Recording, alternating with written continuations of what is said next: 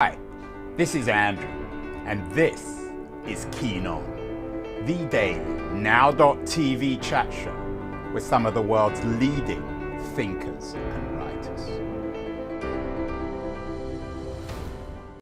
Hello, everybody. It is Thursday, August the 10th, 2023, with all the exuberance about AI these days. We've forgotten about crypto and the great crypto scams of the last few years, particularly since Sam Bankman-Fried seems to have slipped out of the headlines. But over the years, we've done lots of shows on crypto, both the crypto crash with the Wired writer Gian Volpicelli, who has an excellent book, Cryptocurrency, an overall guide. And then to the various scams. We did one with my old friend, my London-based friend, Jamie Bartlett from Walthamstow in northeast London on the greatest crypto scam of all. He wrote a book about it entitled The Missing Crypto Queen. And it's about this, I don't know what you call him, legendary, probably more appropriately, notorious Bulgarian international criminal, Ruha Ignatova, who scammed many people out of millions, perhaps billions of dollars. What we haven't done is examine these crypto scams, these crypto crimes from the point of view of the victims. My guest today, Jennifer McAdam, is one of those victims, and she has a new book out today, Devil's Coin, My Battle to Take Down the Notorious OneCoin Crypto Queen, and she is joining us from an undisclosed location in Glasgow, Scotland. Jennifer, welcome. Congratulations on the new book. It's out in the UK and the US. It's been acclaimed already by the press. It got a starred review, a very strong review on Publishers Weekly. Kirkus loved it too. In brief, tell me your story. It's a very personal story, a very sad one. Yeah. In 2015, Andrew, my father passed away, and he left inheritance for the family. And I wanted to keep that and put it somewhere for my family. How much, Jennifer? It was 15,000. 15,000 UK pounds, about $25,000. Yeah. And I also suffer from an illness called chronic fatigue syndrome. So I didn't want to in any way, dip into that money. So I wanted to put it in a safe place. And it was my friend who approached me and said, Jen, someone had contacted her. She says, I think this would be a good place for your dad. Have you heard of Bitcoin? I said, I have previously with my IT clients, a way back early on in the days of Bitcoin's early adoptive stage. Did you, I mean, Jen, I don't want to sound patronizing here, but did you understand it? I mean, I certainly don't really understand it, and I'm in the business. Yeah. And I'm glad you asked that question. It's an important question.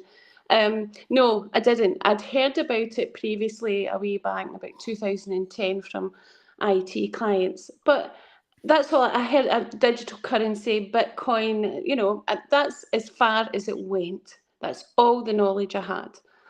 Of course, when my friend was approached, and then I was invited onto one of their many webinars they held daily, through the night time, globally. I joined one, and here that's where you hear about Bitcoin, and they explain Bitcoin more to you. And it was, you've missed the early adoptive stage of Bitcoin. So when you come onto these webinars, it's Ruja and OneCoin put a lot of money behind their marketing, and to me, it just, I didn't understand it. I didn't understand what blockchain technology was. I didn't. But what So I know, again, this is an easy question, Jen, for me to ask. If you didn't understand it, why would you risk all your father's money on investing in it? Yeah. Well, when I was on this webinar, Ruja and OneCoin, they take you through Bitcoin history. And I had checked in Bitcoin the value of Bitcoin, and I just took it to be legitimate. And also on the webinar, seen her in front of, she stood and gave a speech at the Economist Summit, the EU Economist Summit, in front of all these banking dignitaries. She was in Forbes magazine, and her credentials was absolutely outstanding. Yeah, and she claimed to have attended Oxford University, although I don't think the university has any record that she actually went. Yeah, she has her PhD. Yeah, she has all that. Jamie Bartlett checked that out. She actually has all that in place. So to me, it was from a businesswoman previously, before I took her, I looked upon her and I just thought, what an amazing woman to do this. And for me, it was the box standing, giving a speech in front of the EU Economic Summit Forum. That really, for me, ticked the box. I never once thought, personally, I never thought I would be ever scammed, and I certainly didn't think this was a scam. So let's distinguish though between Bitcoin, which is questionable, but is not a criminal operation, certainly, to my knowledge at least, and what Ruja Ignatova was doing with her OneCoin, which was basically just a sophisticated international fraud, international theft. It doesn't reflect on Bitcoin. Is that fair? Yes, that's fair. It's nothing like Bitcoin. Bitcoin and there's other various cryptocurrencies are legitimate. They have a blockchain which creates digital currency. OneCoin didn't even have that. What OneCoin had was a SQL server, which is accounting software, really. So you can manipulate that. You can, for instance, Ruja put in a value into her SQL server that she pretended was a blockchain. So she could do that. With Bitcoin, you can't do that. You can't manipulate it. Why? I mean, there are a lot of sophisticated people out there, particularly on the crypto front. Why didn't the blockchain, the Bitcoin community flag Ignatova earlier? How did she get away with it for so long? I don't know. I think what Jamie said was quite valuable, is that it just seemed to slip through the cracks between the technology side and even the authoritative side. And it just fell through the cracks. And I think people that I've spoke to in the technology Bitcoin industry, they said, we just didn't hear about it, really. And I spent years with people who work in the technology sector, especially blockchain, trying to raise awareness. But with the technology media and also the ordinary media, it just fell through the cracks. And despite trying to shout from the rooftops, this is a fraud, this is a scam. It just wasn't picked up. It wasn't really picked up until the BBC came along and Jamie for the Missing Crypto Queen podcast. That was the first, I would say, large platform media that picked right. And Jamie, when Jamie was on the show, he talked about going to villages in Africa where people greeted him thinking that he was coming to bring them the money from the Ignatova, the OneCoin scam, but of course he wasn't. It seems as if she particularly preyed on people who didn't have a particularly sophisticated understanding of technology or cryptocurrency. Yeah, she did. And, she targeted the unbanked, the underbanked. She targeted the vulnerable, the poor, and they became poorer. I remember, Andrew, I was actually in a relapse, and I was bedbound this particular time. And our brother, Konstantin Ignatov, went into Uganda, and it was a live stream from the minute they got him from the airport until his destination. And it was like a USA president arriving with all the black cabs and the sirens, and then, and they had a greeting of OneCoin Ugandan investors with flowers, and it was such a celebration. And I'm watching this from my bed, and the tears I just could not stop crying. I felt so helpless. Everybody that I worked with who was trying to expose OneCoin at the time, we just felt so helpless. But this was the saddest. And let's catch up with your own personal story. So you put £15,000 of your father's money in. Yeah. Yeah. But then you and your loved ones lost more than 15,000, Yeah. a £250,000. How did it go from £15,000 to £250,000? Well, initially it was close friends and family, where you meet up and you said, what have you been doing? And I was so excited. I was so excited. I really thought that this was it. I'd put my dad's money in a safe place and it would just grow in value like Bitcoin at the time. And at that time in 2016, Bitcoin, I think, was sitting about $350. And so you saw it, you saw the growth of Bitcoin.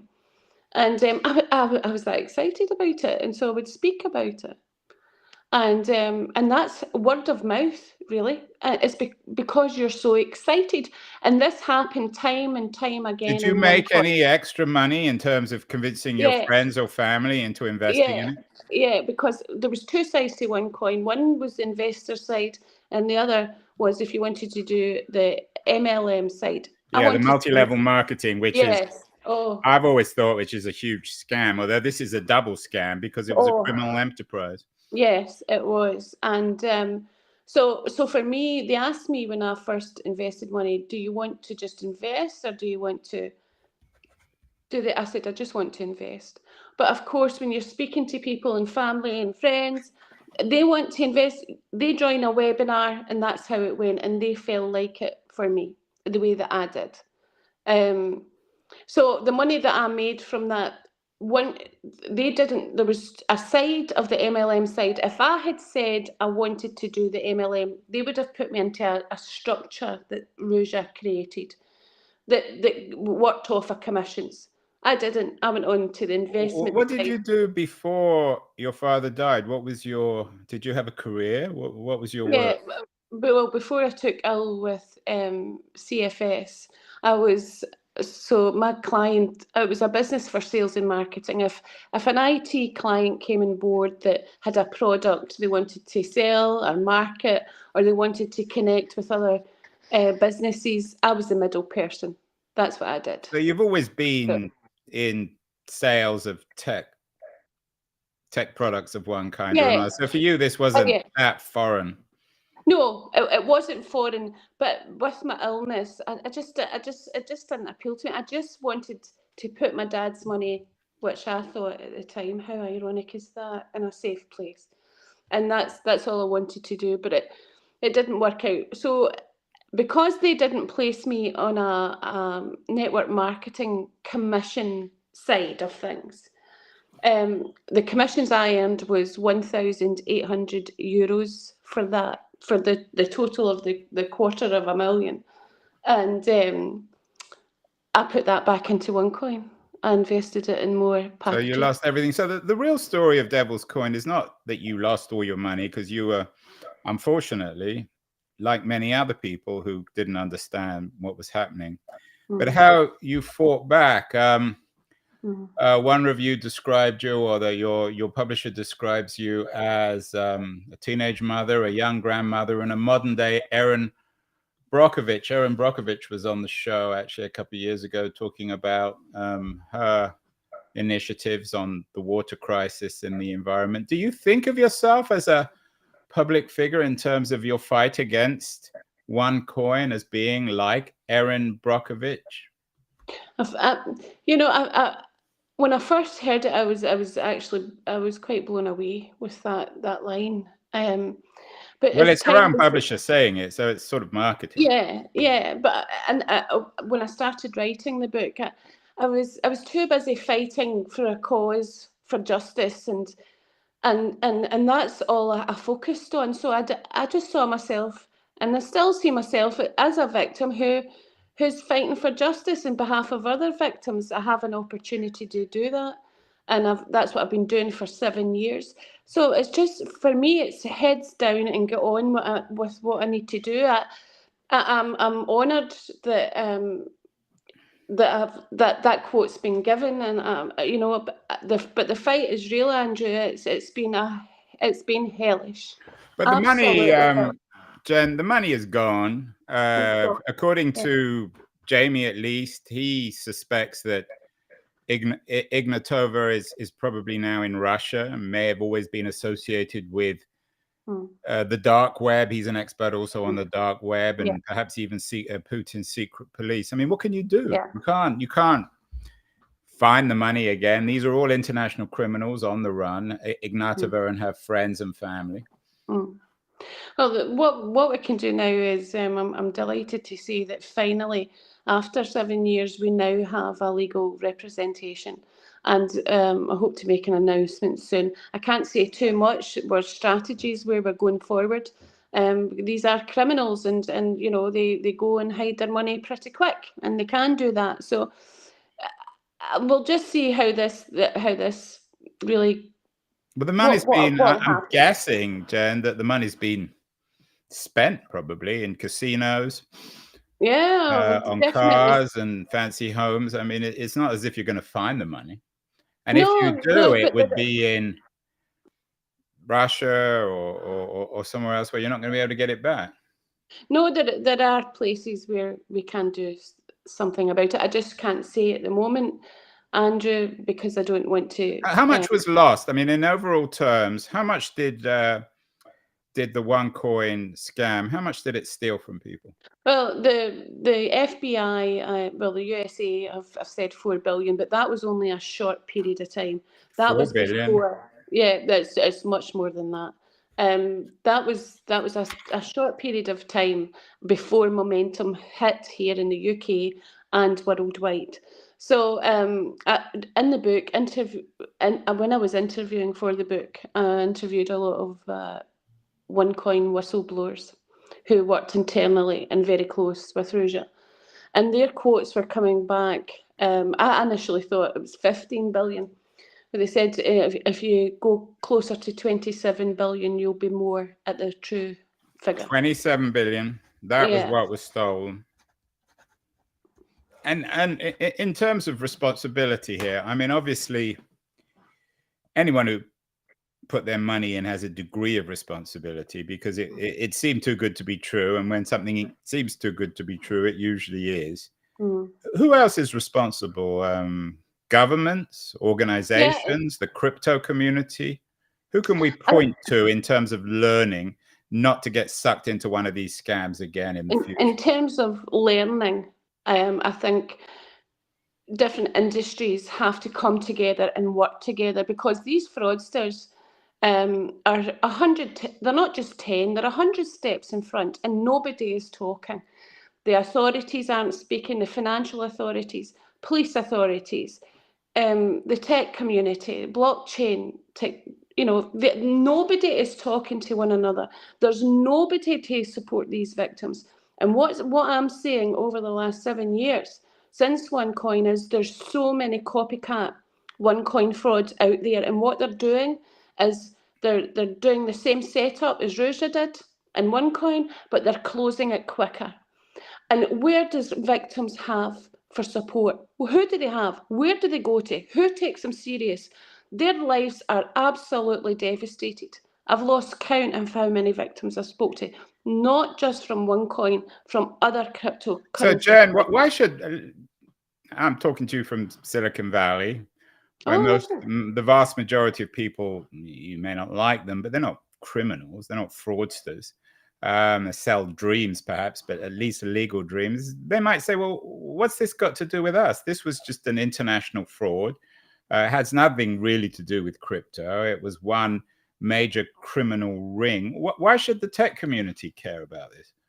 They should care very much about it, because if that money had went into other legitimate cryptocurrencies or Bitcoin, then it would have done their industry. Instead, it's got a black cloud hanging over it, and it's not getting good publicity whatsoever, because nothing was done. It went on for years and years and years, and nobody worked together.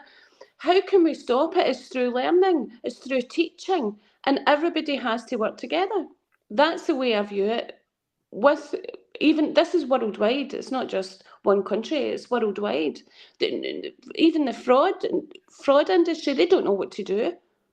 They don't know what to do either. And it's time to make changes. We need to make changes. What kind of changes would you, institutional changes, I mean, people are always going to be selling stuff online.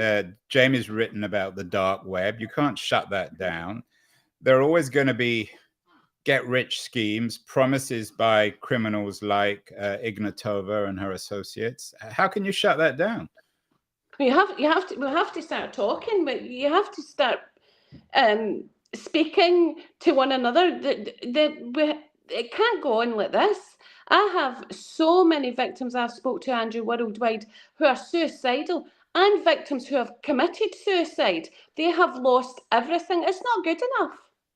It's not good enough. Well, you say it's not good enough. Obviously, these are tragedies for the individuals, and one's heart goes out to them. But when you say it's not good enough, who are you speaking to? Governments? Yeah.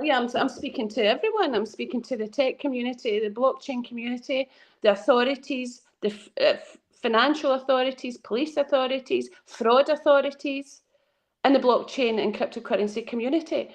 Look, it starts from education, and nobody is talking to one another. Nobody is helping these victims who's lost their entire life savings, and families are being ripped apart. It's cruel. And I just think change is needed. And how that happens, well, time will tell, but they need to start speaking to one another, because nobody is. Jen, at the beginning, I talked about Sam Bankman-Fried and his FTX criminal enterprise. Do you connect that sort of crime, Sam Bankman-Fried and all these promises of crypto investment, which turned into fraud? Do you attach that? Do you think that Sam Bankman-Fried and his type are comparable with Ruja Ignatova, or are they separate kinds of crimes? I haven't really researched that, with Sam. I haven't done that, so I wouldn't like to comment until I had, Andrew. But I think it's important that Ruja wasn't a one-off, and she still isn't. So it isn't going to end. What's your sense of who she is or was and where she is now? I think that she's was then and still is now, a very clever woman. Yeah, that goes without saying. Anyone who can steal 27 billion is clever. Yeah, she's a very, very clever woman. I think that I don't believe there's been some articles out from Bulgaria that she has been chopped up and thrown in the sea. Well, I don't believe that with the information I've had over the years. Personally, I believe that Bulgaria is still a very safe place for us. She pays protection money to be safe there, and has done for years. The OneCoin office is still open in Sofia. It's still very much open for business.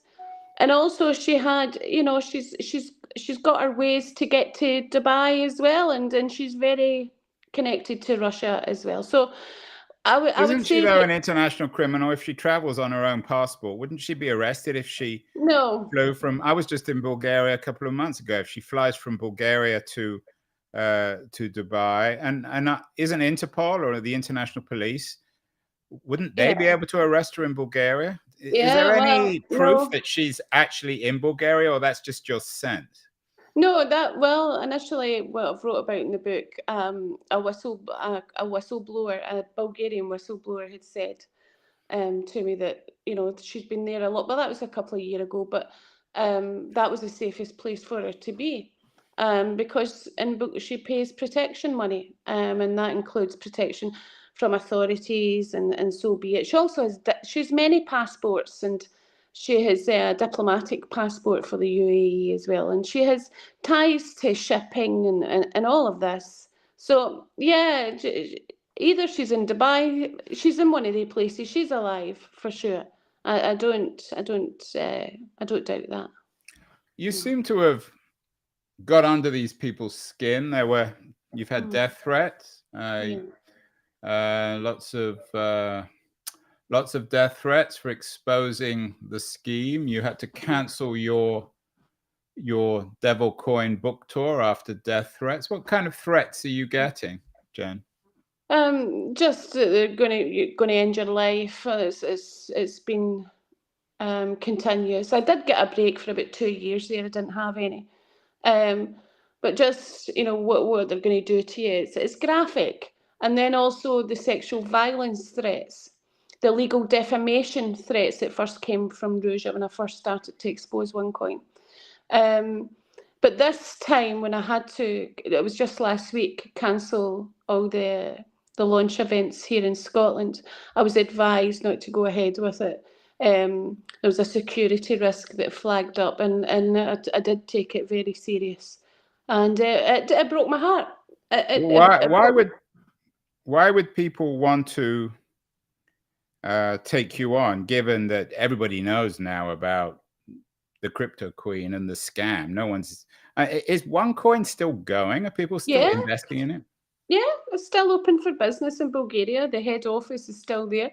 They're still targeting the vulnerable and the poor from all around the world. It's not stopped. And Rouge's mother is still heading it. And Bulgaria is, of course, part of the EU. Has the EU got involved with this? No, not yet.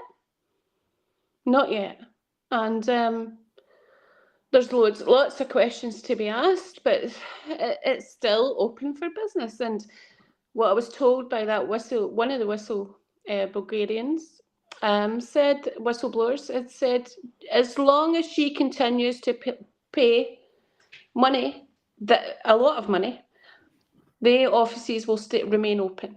So that's where we're at with it just now.